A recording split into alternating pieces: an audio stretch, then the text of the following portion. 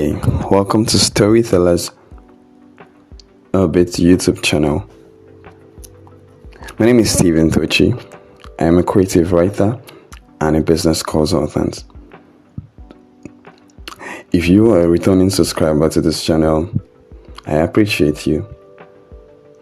I say thank you for trusting us with your time. Promise we will make it worthwhile. And if they say today is your first time of being on this channel, well, you are in for a treat. And of course, subscribe. Please subscribe and turn on the notification bell. With that, I welcome you to the maiden episode of Podcast with Steve. Let me give you a little explanation on what we do here. What we do here is share business tips on how to grow your business, on how to boost sales, on how to stay grounded, and on how to expand. We also put in the sides a little bit of travel logs, the crazy, the ugly, the good, and the bad. These and more are what we share on this podcast. And once again, you are welcome. Let's dig in, shall we? First things first, I would like you to pick your pen and a paper because this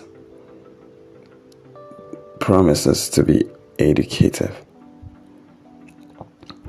What is the truth what is the topic I'll be talking on today? Simple.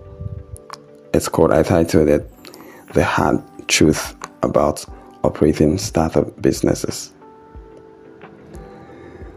It's not like there's soft truths, but there are truths that you need to know if you really want to succeed as SME, a small business owner. If you really want to get out of being a small business owner to being a large business owner, you have to know this hard truth. If you really just want to succeed on that step, you have to know this hard truths. And with that, we begin. I hope you're ready. The first hard truth is to register your business if you haven't. Register your business if you haven't. I know, sound cliche, it's very simple. You look at it. But please register your business. I'll tell you the good and the bad side. The first one is that I had a personal experience. I registered my business 2 years after it was already running. I would advise against you doing that, especially if your name, because you don't know who might have taken your name. I did. 2 years later, when I wanted to now register my business, I realized that somebody has taken my name. And this is after I had made receipts and branded nylons to sell for my businesses. So I had to start all over again, adjusting and trying to make people understand that this is the new business name. But this is something I would have avoided if I registered my business before launching out. That's the upside, one side of it. The second side of it is that some companies will never work with you if your business is not registered. It's clean. They always run a background check. You won't even know. But then they say, I will get back to you. They say that they will do this and get to, and then you lose out on that particular lucrative deal. It has happened to someone I know. It has happened to me. But of course, you won't know the reason why it happened to you. You'd never know. So I repeat, register your business if you haven't. It paves ways for opportunities, lots of them. Your business is different from you, the owner. That is the second hard truth. We find it very difficult to be able to differentiate between ourselves and our business. These two things are two different entities. Your business is your business and you are yourself. Do not use capitals, money meant for business, to fund yourself. Do not use money meant for business to fund your expenses. It is highly detrimental to the business. Make sure you have a separate. If you have to make a draft, you have to make a column with your expenses, putting yourself different from that of your business. The third hard truth is separate your personal expenses from your business expenses. The truth is there are things that you do for yourself that you are using the business money for. When you buy fuel for home, that is not a business expensive, that is a home expensive. That is your personal expenses. When you take your transport fare to a particular place to discuss business, that is business expenses, not you, because you went to discuss business, whether or not you went through. When you buy airtime for business, I use them strictly for business. Put it under the expenses for business. And when you buy ones that you use for calling friends and family, put it separate as your own expenses. Try to separate these things. It will help you understand. It will help you for bookkeeping. The fourth one, pay yourself salary at the end of the month.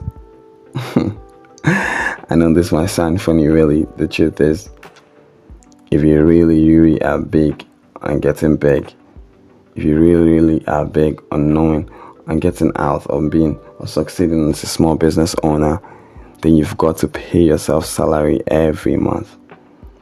Start small, and then as you progress, you add a little, you add more to it. Make sure you pay yourself a salary. That way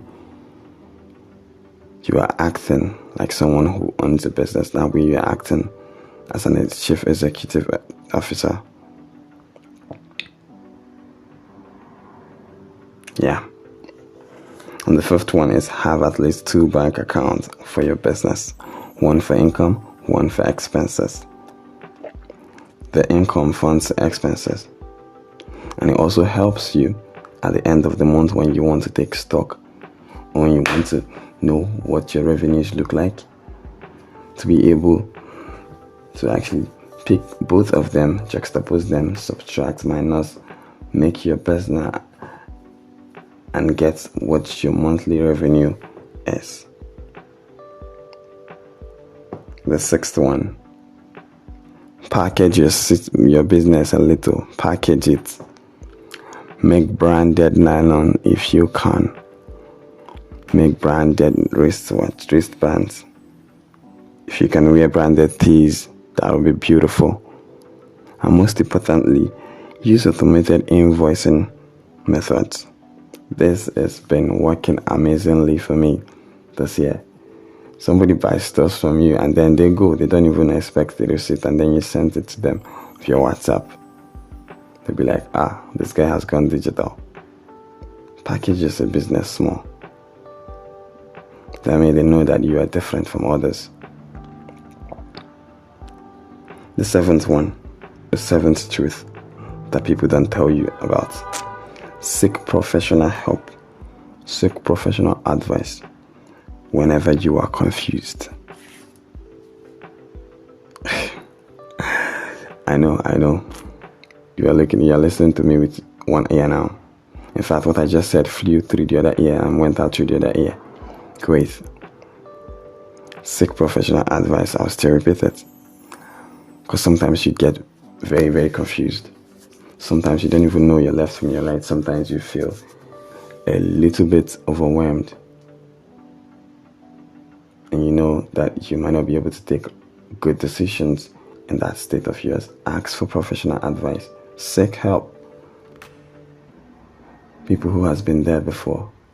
People who delight, who know their onions. Ask them for help. Ask them for pointers. And after which you do,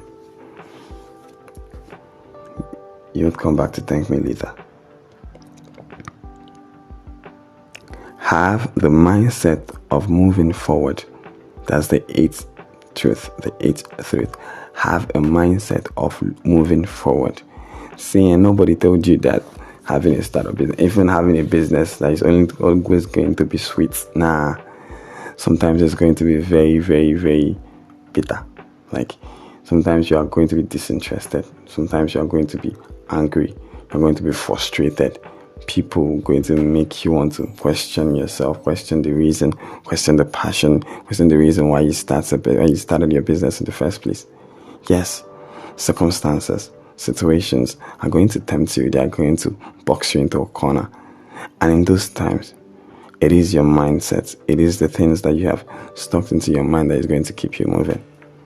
And that is why I'm asking you today, that is why I'm telling you today that if you do not have a going mindset, you might never be able to succeed as a business owner.